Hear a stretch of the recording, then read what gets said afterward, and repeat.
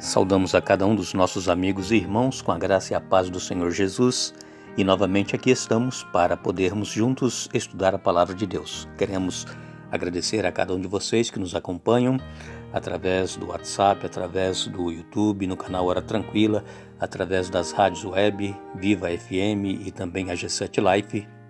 Enfim, nós agradecemos a cada um de vocês que a cada dia estão juntamente conosco estudando a Palavra de Deus. Oremos. Querido Pai que estás nos céus, novamente te damos graças por mais um dia de vida.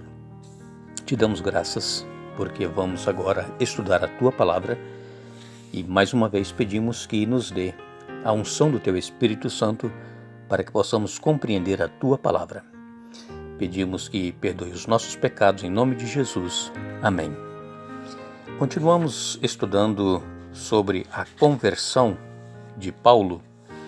Ontem nós estivemos aqui falando a respeito de Ananias, que teve uma visão. O Senhor apareceu a ele dizendo que fosse até a casa de Judas, que lá estava um certo Saulo de Tarso, e Ananias reconheceu quem era, porque todos os cristãos já sabiam que a fama corria por toda parte, que Saulo estava perseguindo os cristãos. E agora então, Saulo ali em Damasco. Ananias relutou porque Ananias não queria ser, segundo ele, o primeiro mártir cristão em Damasco. Ele ainda pensava que Saulo era um perseguidor dos cristãos. Mas Deus disse para ele que Saulo era um vaso escolhido. Está em Atos capítulo 9, verso 15. Vai, porque este é para mim um instrumento escolhido para levar o meu nome perante os gentios e reis, bem como perante os filhos de Israel. Atos 9, verso 15. Paulo, ali em Damasco, ele inicia o seu ministério. Ele, como dissemos ontem, em Gálatas capítulo 1, verso 1, também em Gálatas capítulo 1, versos 11 e 12, Paulo, ele afirmava com muita convicção de que ele havia recebido este chamado de apóstolo diretamente do Senhor Jesus no encontro que ele teve com Jesus no caminho para Damasco. Aqui em Atos 9, versos 19 a 25, lendo estes versículos, nós temos a impressão de que Paulo, após a sua conversão, ele permaneceu em Damasco algum tempo até ele depois retornar a Jerusalém. Atos 9, versos 19 a 25 nos diz: E depois de ter se alimentado, sentiu-se fortalecido, então permaneceu em Damasco alguns dias com os discípulos, e logo pregava nas sinagogas a Jesus, afirmando que este é o Filho de Deus. Ora, todos os que o ouviam estavam atônitos e diziam: Não é este o que exterminava em Jerusalém os que invocavam o nome de Jesus, e para que veio precisamente com o fim de os levar amarrados aos principais sacerdotes? Saulo, porém, mais e mais se fortalecia e confundia os judeus que moravam em Damasco, demonstrando que Jesus é o Cristo. Decorridos muitos dias, os judeus deliberaram entre si tirar-lhe a vida. Porém, o plano deles chegou ao conhecimento de Saulo.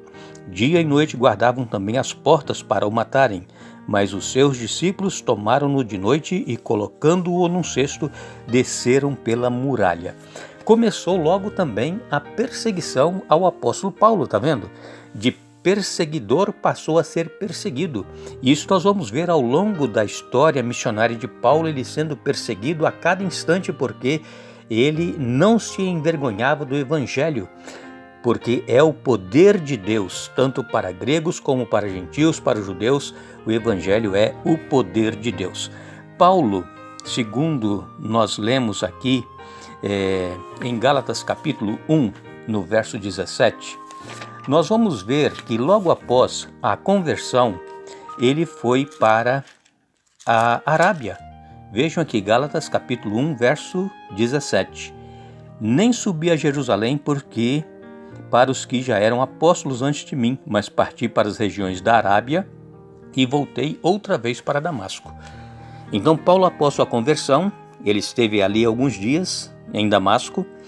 Depois ele foi para a Arábia. Ali na Arábia, quem sabe naquela solidão do deserto, ele teve uma ampla oportunidade para, sossegado, estudar e meditar em sua nova vida agora de apóstolo. É importante nós notarmos isto, amigos e irmãos, quando nós somos chamados para uma missão, para uma obra, quando Deus coloca este trabalho em nossas mãos, nós não deveremos sair assim, sem preparo nenhum, para podermos fazer o trabalho de Deus. Nós precisamos de nos preparar. E o que o apóstolo fez aqui, é importante que também aconteça conosco. Nós nos retiremos para algum lugar para fazermos uma retrospecção, uma introspecção, nós analisarmos como nós éramos e agora como nós seremos, usados por Deus, um vaso, um instrumento nas mãos de Deus para levar pessoas a Jesus. Nós precisamos desta intimidade, deste relacionamento com Deus e um preparo para sairmos então para o trabalho. E depois que ele passou algum tempo na Arábia, ali naqueles desertos da Arábia, ele voltou para Damasco. Ali ele começou a ser perseguido pelos judeus que viviam em Damasco, porque antes Saulo também perseguia os que aceitavam a Jesus, e agora Paulo havia aceito a Jesus e passou a ser perseguido também. E como nós vemos aqui em Atos 9, 19 a 25, Paulo ele também tinha os seus discípulos, porque cada mestre naquelas ocasiões, tinha os seus discípulos, os seus seguidores. E eles então, de noite, eles desceram Saulo, e melhor dizendo Paulo, agora, num cesto, através da muralha da cidade, e ele então fugiu para não ser morto. E Lucas então, ele descreve aqui o ministério do apóstolo Paulo, e dizendo do sucesso que ele teve. Quando Paulo ele partiu de Jerusalém com aquelas cartas do sumo sacerdote para perseguir os cristãos lá em Damasco, com certeza ele iria nas sinagogas para encontrar ali os cristãos para poder prendê-los. E agora então, depois que Paulo retorna da Arábia, ele finalmente chega às sinagogas, agora não para prender e perseguir, mas para pregar sobre este Jesus. Veja que maravilha, não é mesmo? Ele ia nas sinagogas para perseguir e prender, e agora ele entra na sinagoga para pregar, para falar, para testemunhar deste Jesus e a salvação que nós podemos encontrar nele. Nós vemos que essas pessoas que estavam agora querendo perseguir o apóstolo Paulo, eles eram incapazes de contradizer Paulo naquilo que ele pregava, porque ele tinha convicção daquilo que ele falava. E eles então conspiraram em tirar a vida dele. E como nós lemos aqui em Atos 9, 19 a 25, ele então foi colocado num cesto e o desceram pelas muralhas da cidade à noite e ele pôde fugir. Nós vemos aqui em 2 Coríntios 11, 2 Coríntios, capítulo 11, nos versos 32 e 33, veja que o apóstolo Paulo nos diz, 2 Coríntios 11, 32 e 33, ele diz assim: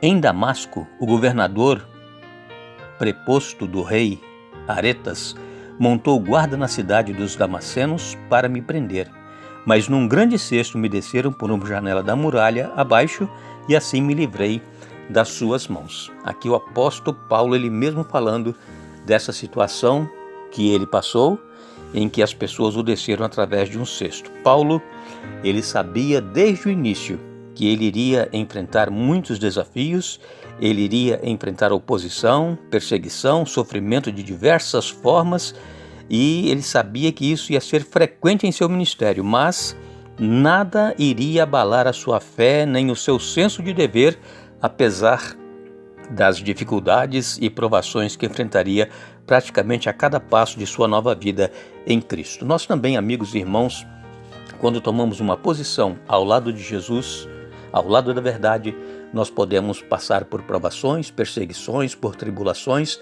mas nada nos deve separar do amor de Deus por cada um de nós. Que Deus nos abençoe, que Deus nos dê um bom dia. Voltaremos amanhã, ainda dando sequência a este estudo, mas lembre-se, buscai, pois, em primeiro lugar o reino de Deus e a sua justiça, e as demais coisas vos serão acrescentadas.